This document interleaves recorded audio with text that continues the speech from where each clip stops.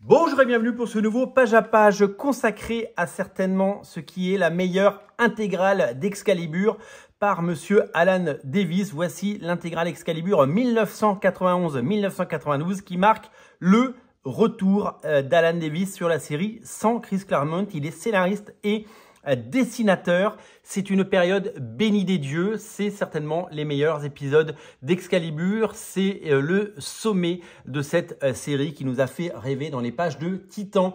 Véritablement chef-d'œuvre. Vous le savez, Alan Davis a débuté avec, a commencé cette série avec Chris Claremont dans les pages d'un graphic novel qui est très vite c'est devenu une série régulière.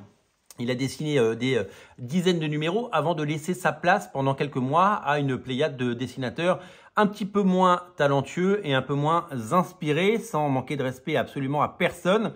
Et il est revenu en 1991 en tant que scénariste et dessinateur pour un dernier ride, pour un dernier saut, pour un dernier chant d'honneur, pour venir montrer l'étendue de son talent. Je trouve qu'on va le voir dans ces pages, graphiquement, c'est certainement ce que Alan Davis a fait de meilleur. C'est véritablement génialissime, ne serait-ce que cette couverture, elle est totalement folle. Ça va également remuer d'énormes souvenirs. Je pense que vous allez être nombreux, comme moi, à replonger avec délectation dans cette série. Moi, j'adorais Excalibur pour toutes ces raisons, notamment pour le dessin d'Alan Davis et pour ses histoires absolument folles.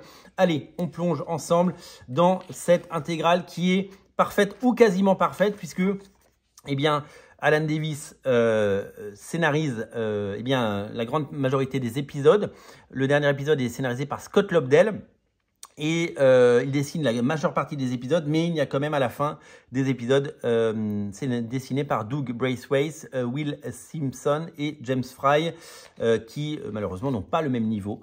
Mais en tout cas, vous allez voir que la très majeure partie de cet album recèle de petites beautés. Le retour fracassant d'Alan Davis dans ce récit qui va aller rechercher dans ce récit tout ce que il y avait de bon dans les premiers épisodes, la création des personnages, la complicité, donc évidemment unité de lieu, il y a le phare dans lequel ils habitaient. Qu'est-ce que j'aimais ce phare, qu'est-ce que j'aimais les voir habiter et cohabiter là-dedans, qu'est-ce que j'aimais l'interaction entre ces personnages. C'était vraiment une des équipes des X-Men les plus inspirées, les plus inspirantes pour moi. Les personnages étaient attachants et c'était vraiment quelque chose de fabuleux. Avec donc cet œuf qui casse et on voit ce personnage qui les menace et qui a qui est une sorte de bombe à retardement comme vous allez voir. Et le phare va se faire péter. Et donc les membres d'Excalibur vont devoir survivre à ça. Vont-ils survivre? Nous allons le voir. Donc je me souviens très bien de Rachel se faisant gober, de Kitty Pryde qui intervient, de Captain Britain, qui s'en prend une, de Diablo qui qui devient totalement mou.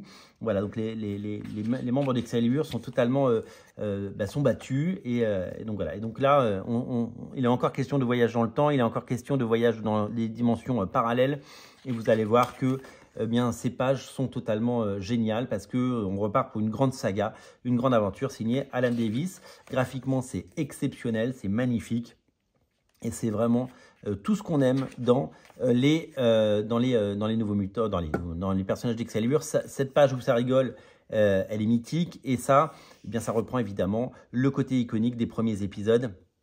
Avec ce costume de Meghan qui est magnifique, avec ce costume de Captain Britain que j'ai tellement adoré. Cette équipe était puissante, elle était forte et c'était vraiment fabuleux. Le retour de Saturnine, le phare qui est détruit. Vraiment, j'ai hâte de me replonger là-dedans parce que c'est de toute beauté. Voilà. Et donc là, le personnage qui arrive de K'Lun, qui va évidemment devenir un des membres de la série. Donc voilà, Kitty Pryde qui donne un petit, donc ça c'est la grande tradition, John Byrne le faisait aussi, qui donne un petit conseil au lecteur sur la couverture. Ça, ces pages-là. Mais en fait, si vous voulez voir la maestria et le génie d'Alan Davis, ces deux pages, elles sont superbes. D'abord la chorégraphie. Regardez la chorégraphie, les corps, c'est superbe. Et puis la tension amoureuse et sexuelle entre les deux personnages, Meghan et l'attirance qu'il peut y avoir entre les deux, qui était un des aspects de l'histoire. Et puis regardez la beauté des traits, regardez l'anatomie à la fois de Diablo et de Meghan. On est dans des courbes parfaites, on est dans une sexitude absolue. C'est de toute beauté. Moi, je me souviens que ces pages-là, je me suis dit, mais c'est du très très beau dessin. Et là, on est vraiment sur certainement ce que ces auteurs ont fait de mieux, avec évidemment ce début de baiser et avec évidemment eh bien l'autre, Captain Britain, qui n'est pas content, Brian Braddock. Et donc voilà. Donc ces pages, ils sont en train de réparer, le phare, et donc il y a ces scènes absolument géniales où il répare, ces scènes de vie, l'interaction entre les personnages, c'était tout simplement fabuleux. Regardez Shadowcat qui a un pull avec un chat, c'est génial. Donc les personnages qui étaient autrefois des amis, eh bien les aident à tout reconfigurer, à tout réparer. C'est vraiment super de voir ça. Et vraiment, Kitty Pryde a rarement été aussi jolie. Regardez la qualité de dessin, regardez la qualité graphique de ça. C'est vraiment, vraiment exceptionnel. On est en plus dans un espace confiné, hein, on est dans un espace tout petit, c'est le phare. Et ils arrivent évidemment à faire ça. Évidemment, bagarre entre Captain Britain et entre Diablo, et donc l'autre qui s'en va encore. Enfin voilà, donc là c'est la bagarre, et c'est vraiment des épisodes. Elle a peur, lui, elle s'en va, tout le monde s'en va, l'équipe est un peu déchirée, ils ont fait de la merde, mais c'est fabuleux. Et là, il se fait emporter par une armée, on était déjà dans le multivers, il se fait emporter par une armée de Captain Britain, et nous découvrirons plus tard ce qu'il devient. Nouvelle backup story sur Killune, qui va devenir un personnage de plus important. Le Captain Britain va être jugé, donc il y a tous ces Captain Britain avec des looks pas possibles, donc voilà, une sorte de tribunal interdimensionnel, hein, la TVA avant l'heure, vraiment, regardez, c'est dans cette dimension où les Allemands ont gagné la guerre visiblement, avec un costume effrayant. Et donc, voilà, une équipe déchirée, mais c'est ça aussi les X-Men, c'est la force des X-Men, c'est de pouvoir briser certaines équipes pour mieux qu'ils se retrouvent après. C'est vraiment à chaque fois graphiquement époustouflant. Regardez comme c'est joli. C'est vraiment, vraiment magnifique. Alistair qui va jouer un rôle de plus en plus important, et je crois qu'il aura même une amourette avec Kitty Pryde si ce n'est pas déjà fait. Ah oui, le nouveau phare un dôme, c'est vrai, j'avais oublié ce petit détail. Killune qui nous fait vraiment une petite carte postale comme à chaque épisode. Meghan et Rachel qui vont à la recherche du passé, notamment de Captain Britain et de Meghan. Et donc vraiment, on replonge dans des choses magnifiques. Et donc, comme il s'est fait rétamer la gueule, Diablo, il a une jambe cassée. Et donc, il reste tout seul à la maison. Donc, voilà, des histoires parallèles qui se suivent chacune les unes les autres, mais qui permettent de renforcer l'amour qu'on a pour ces personnages, leur recréer des backstories. Et voilà. Donc là, Captain Britain, là, son tribunal, on voit tous ses faits d'armes avec ça, son ancien costume, son nouveau costume. Voilà, donc c'est assez rigolo, des scènes assez cocasses, et donc c'est vraiment, vraiment fabuleux. Et donc, comme il n'y a plus d'Excalibur, eh bien, les Endmen vont arriver, ça va être une nouvelle équipe. Et donc, Diablo va emmener cette nouvelle équipe pour, évidemment, dans des missions périlleuses et tout simplement géniales. C'est d'une richesse absolue. Je prends jamais autant de temps pour les pages à pages, mais là, je me régale. Qu'est-ce que c'est chouette de voir ça, qu'est-ce que c'est beau, qu'est-ce que c'est magnifique. Voilà, tous ces Captain Britain, toutes ces dimensions, ces scènes de vie, de small talk, ces scènes incroyables. Et donc, vraiment, c'est génialissime. Hop, regardez-moi ça, je suis la vraie Meghan. Non, je suis la vraie Meghan. Donc évidemment, on va avoir des Meghan de toutes les dimensions également dans ce récit. C'est d'une beauté. Regardez le nombre de pages magnifiques. Killune qui arrive dans la salle de bain alors que Diablo a une jambe dans le plâtre. Qu'est-ce qui s'est passé ici? Il ne s'est pas fait trancher la gorge. Là, il y a des monstres. Ce costume de Meghan, vraiment, c'est de toute beauté. Chaque page est une merveille. Et l'histoire, tout était bien dans ces récits. On va en savoir plus sur Meghan, évidemment. Qui est-elle? D'où vient-elle? Pendant ce temps, Diablo doit affronter d'autres créatures. avec Killun et son équipe de bras cassés. Avec sa jambe cassée d'ailleurs. Voilà, donc regardez comme c'est riche, regardez comme c'est chouette. L'équipe va finir par certainement être réunie, si mes souvenirs sont bons.